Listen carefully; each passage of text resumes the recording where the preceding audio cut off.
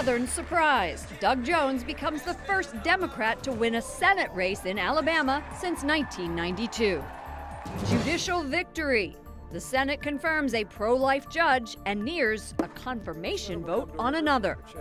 Honored guest. Alveda King, the niece of Dr. Martin Luther King, meets Pope Francis at the Vatican. And bright beacon of light. We remember the life of an EWTN fixture, Father Andrew Apostoli. On EWTN News Nightly for Wednesday, December 13th, 2017.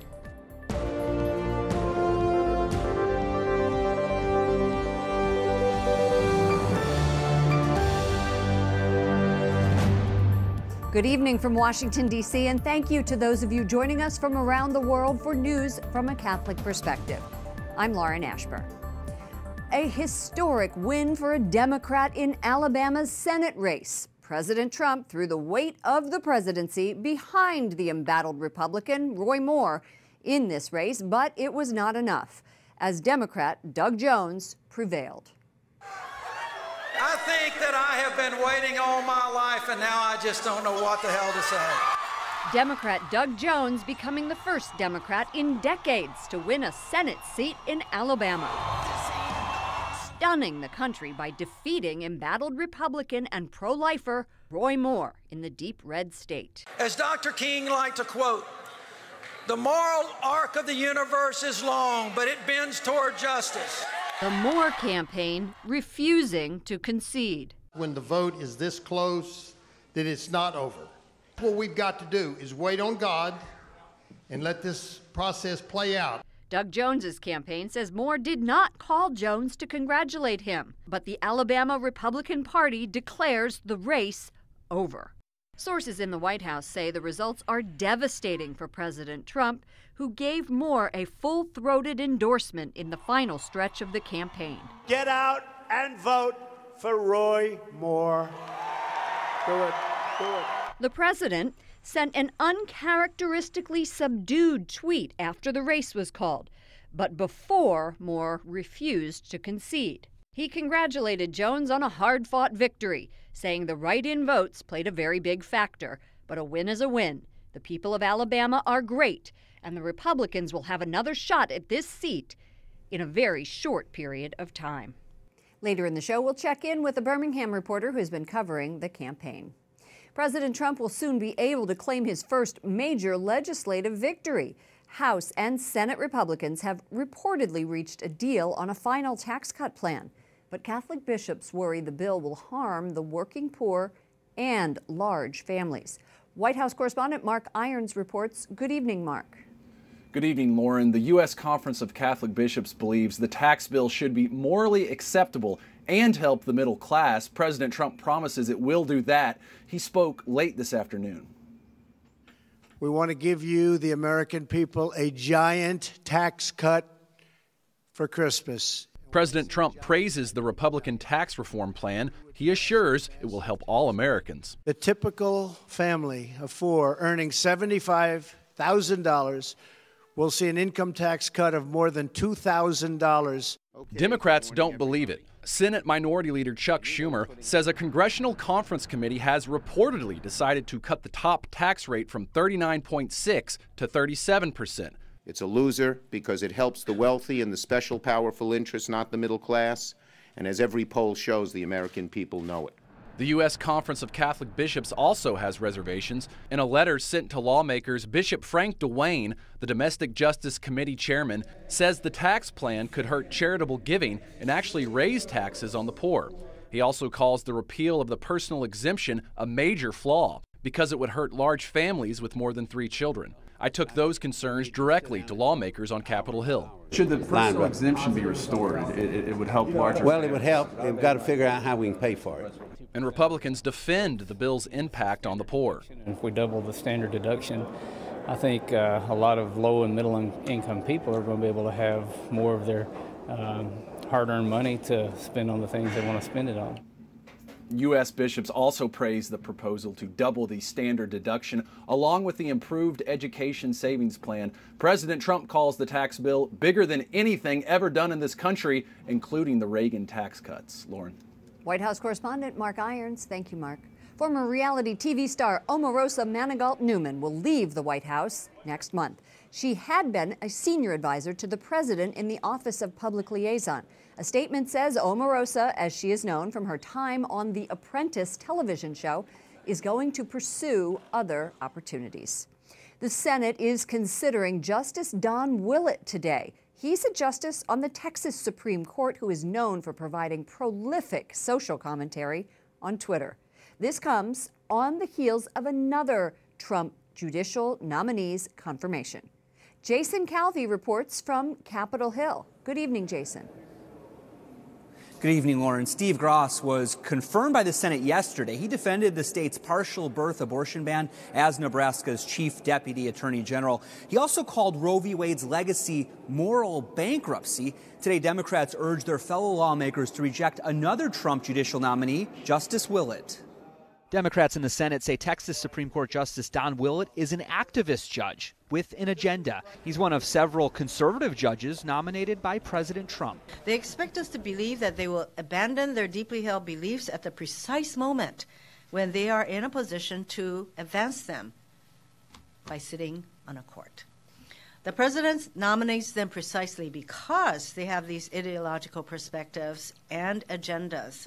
He expects their decisions to reflect these ideological agendas. Last month, Democrats grilled Willett during his confirmation hearing. My personal views, Senator Blumenthal, they do not affect my judicial views. So you disavow being pro-life, pro-faith, pro-family for purposes of your judicial rulings?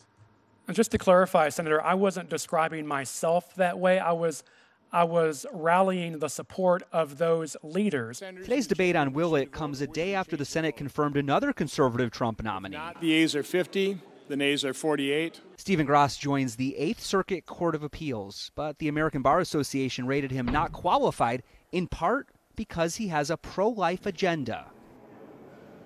Don Willett is expected to be confirmed. If that happens, the number of Trump appellate nominees to be confirmed will rise to 11. Now, compare that to President Obama, who only had 3 appellate court judges confirmed in his first year.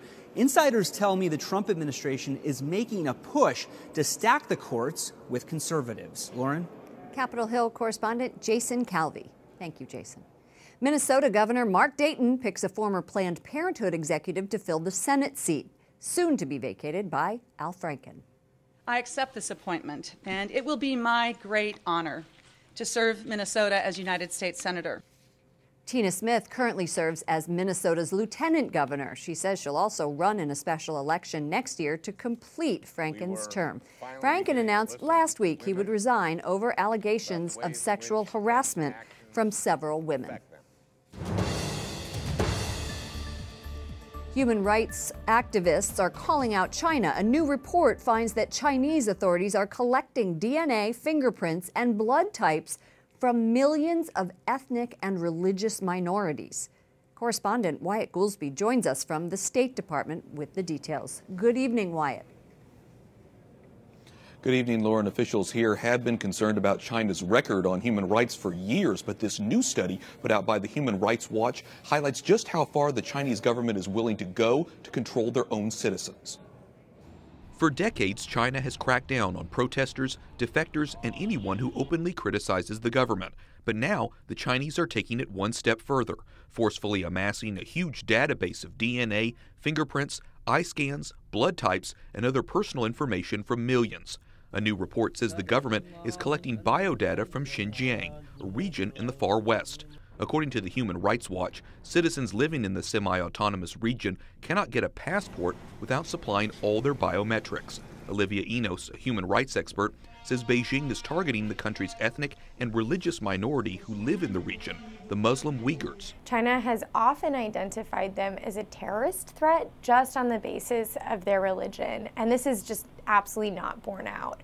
In fact, the Chinese government started to call Uyghurs a terrorist threat after September 11th here in the U.S., but the persecution of Uyghur Muslim minorities has long predated all of this. The group is not legally allowed to grow out beards, and women cannot wear a full burqa. But Chinese officials are denouncing the report, saying the Human Rights Watch has long made unfounded claims about China. This foreign ministry spokesman says things are peaceful and stable in Xinjiang, and that the Chinese government will continue to promote national unity.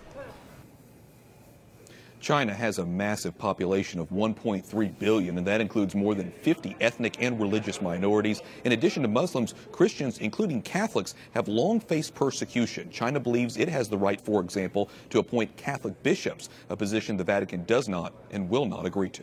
Lauren. Correspondent Wyatt Goolsby reporting from the State Department. Thank you, Wyatt. Secretary of State Rex Tillerson is softening the U.S. stance on dialogue with North Korea. He says, quote, "We are ready to talk anytime North Korea would like to talk." He adds it is, quote, "unrealistic to expect the nuclear-armed country to give up weapons of mass destruction. It spent so much money developing." The secretary says President Trump supports this position. Bermuda's parliament restores the traditional definition of marriage, overturning an earlier Supreme Court ruling in favor of same-sex unions. Lawmakers passed a bill last week that gives legal rights to same-sex couples, but it says marriage is between one man and one woman. Pro-life activist Alveda King, the niece of Martin Luther King, greets Pope Francis today in the Vatican. The Holy Father told King and other pro-life advocates he appreciates their efforts to bring the light of the gospel to the peripheries of the world. Earlier this week, EWTN News Nightly's Vatican correspondent Juliette Lindley spoke to Alveda King about her uncle's legacy and her own work in the pro-life movement. What brings you to Rome? Well, I'm invited to the NGO Catholic Inspired Conference. And so people from all around the world are here, and we'll be sharing prayers, encouragement, and ideas. We're at Christmas time. This is the holiday season. So I'm praying that the message of Christ is going to resonate from the womb to the tomb. Absolutely. You were a teenager when your uncle was killed.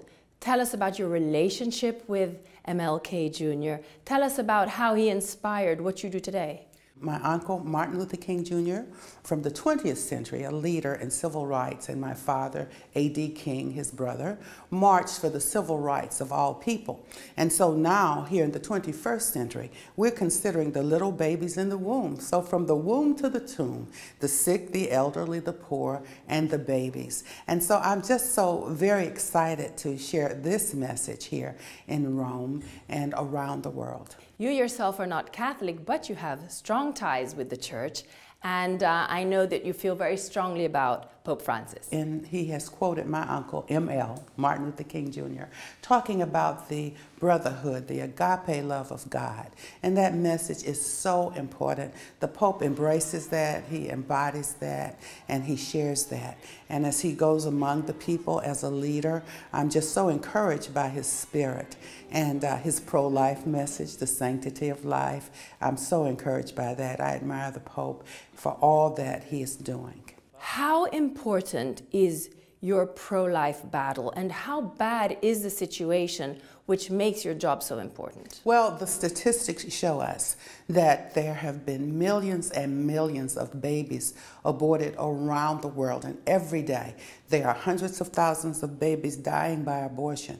And with those statistics, we have lost the ability in some instances in the name of what is called women's rights, for example. And so the woman does have a right to choose what she does with her body, but the baby's not her body. We have to ask, where's the lawyer for the baby? And then the procedures of abortion and some of the shots and the pills and the chemicals that women are being convinced to use for what is called the reproductive rights are hurting women's bodies. So this information has to get out, and that's part of my message as well. Thank you, Juliette Lindley, for that interview. Coming up, upset in Alabama. We have reaction to last night's surprise Senate win for Democrats. And inside the Vatican embassy, the Pope's chief diplomat to the U.S. sits down with me for an exclusive two-part interview. We have a preview.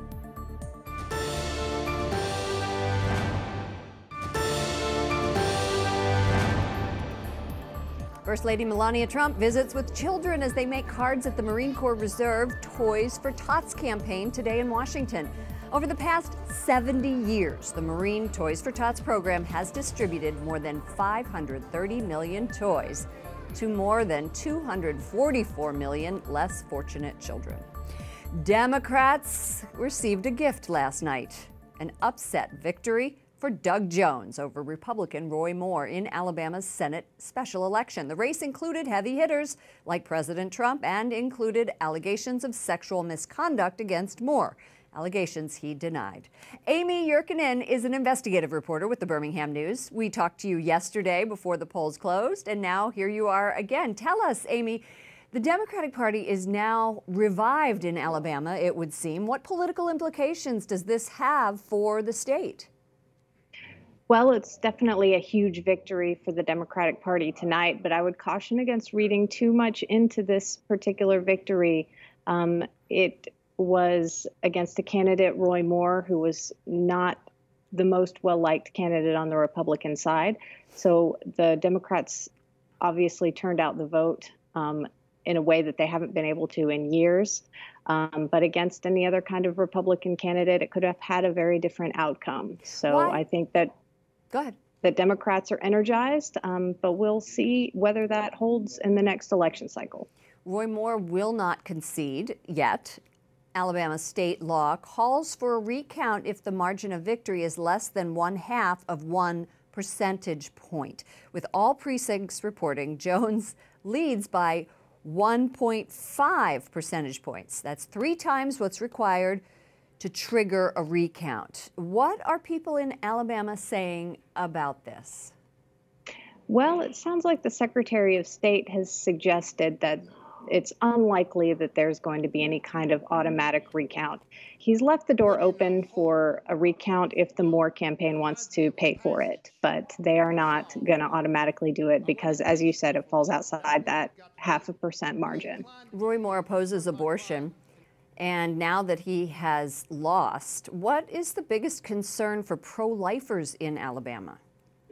Well, I spoke to one earlier today, and their biggest concern is that this narrows the margin in the Senate for justices who are appointed to the Supreme Court in case an opening comes up.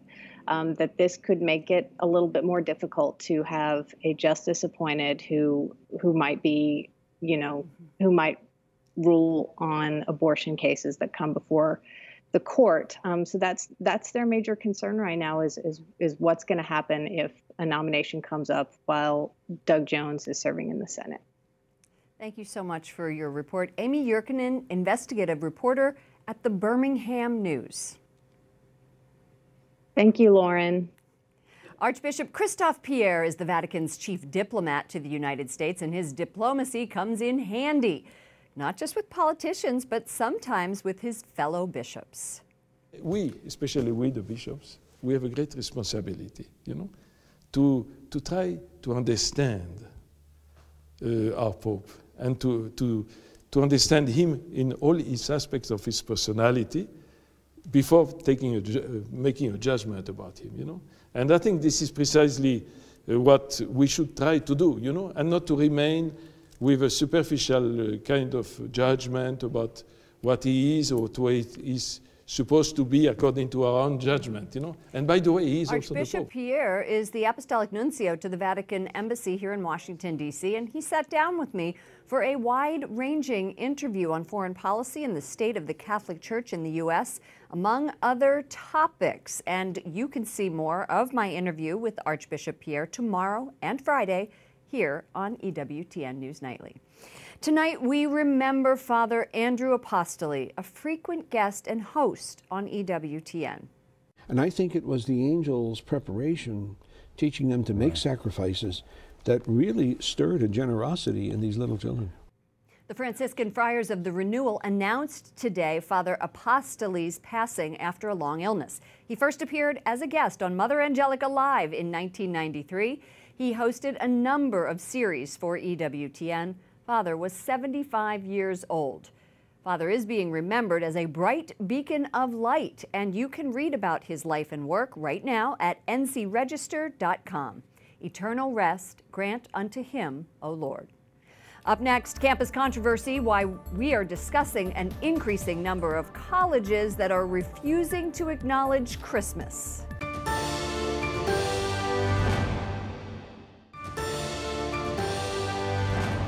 It's December 13th, the feast of St. Lucy. She was born in the Roman Empire during the late 3rd century and died during the persecution of Christians in the early 4th century. She is the patron of the blind and of martyrs. It's the Christmas season, yet on college campuses, talk is of inclusive holiday decorating parties, tree lighting ceremonies, and year-end celebrations. A recent story in campusreform.com outlined several colleges avoiding the term Christmas. At the University of California, Irvine, for instance, academic departments are asked to focus on holiday decorations with, quote, diverse symbols representing a variety of faith traditions, along with secular ones. Joining us now is Hannah Sherlocker, program manager and opinion writer for Campus Reform. It seems a little outrageous that people are going to take Christmas out of the Christmas season. It seems outrageous, but it's nothing new for us at Campus Reform. Every year we report on the efforts colleges and universities take to eliminate Christmas completely from college campuses. It's not the first time we're seeing it. We see at the University of Tennessee, students are not allowed to have holiday parties anymore. They're now called end of semester parties. And then we see at the University of Missouri, nativity scenes and images of the crucifixion are completely banned. And this is all in the name of tolerance and inclusivity. But really what we're seeing is this is an effort to silence and completely remove Christians from college campuses. At the college, also at Brockport in New York, administrators are suggesting that students take part in a grab bag rather than a secret Santa. What is that logic? The logic is really to expunge any mention of Christmas in the hopes to force secular ideology onto students. It's just absurd. You know, for over 2,000 years, Christmas has been a major part of American society, and 90% of Americans of world society, of world society, right? Mm-hmm. And 90% of Americans celebrate Christmas. So to claim that they're protecting students from being offended is just absurd. It's catering to the needs of the majority. That statistics comes from a recently released Pew Research report that says that most say that religious parts of Christmas are emphasized less, but what's behind that study is that relatively few people are bothered by that. Let's take a look at another huge public university. As you said, Ohio University. If decorations are displayed in public areas, they should be secular in nature. Are colleges just playing it too safe? Are they just being politically correct? Does the left believe that the minority is going to be offended?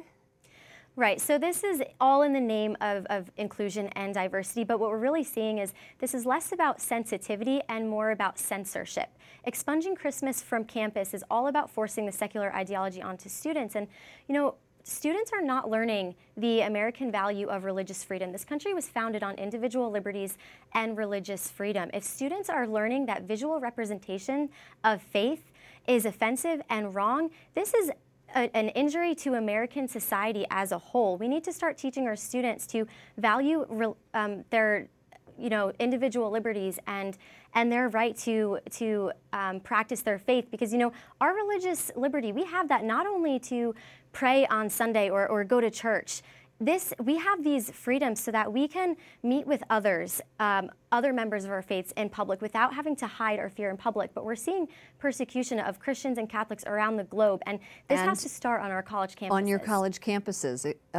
It's fascinating. I wish we could explore this topic more and find out what we can do about it. Yeah. Hannah Sherlocker, program manager and opinion writer for Campus Reform.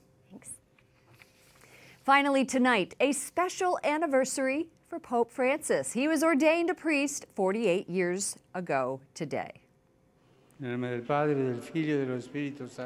At today's papal audience, some well-wishers gave the Pope gifts for the anniversary. Before today's weekly talk, the Holy Father met with a delegation from Mexico who gave him the Pope-mobile he used on his trip to the country. Remember, the the Pope doesn't drive those. So I don't know about the gift. But okay, last year the gift was to mark the 25th anniversary of Mexico relations with the Holy See, and it will likely be used for other papal trips. So there you have it. Speaking of papal travel, we're getting a look at where the Holy Father will be staying when he visits Peru next month. Pope Francis will be at the headquarters of the Apostolic Nunciature in the capital, Lima. The house was built in 1940. It has this immaculate dining room and a place for prayer. The house will be used by the Pope during his 3-day stay in Peru, and that's January 18th to the 21st. Before arriving in that capital, he is going to visit Chile. For all of us here at EWTN News Nightly, to all of you around the world, thank you for watching. I'm Lauren Ashburn. We'll be back tomorrow with more news from a Catholic perspective. Good night, and God bless you.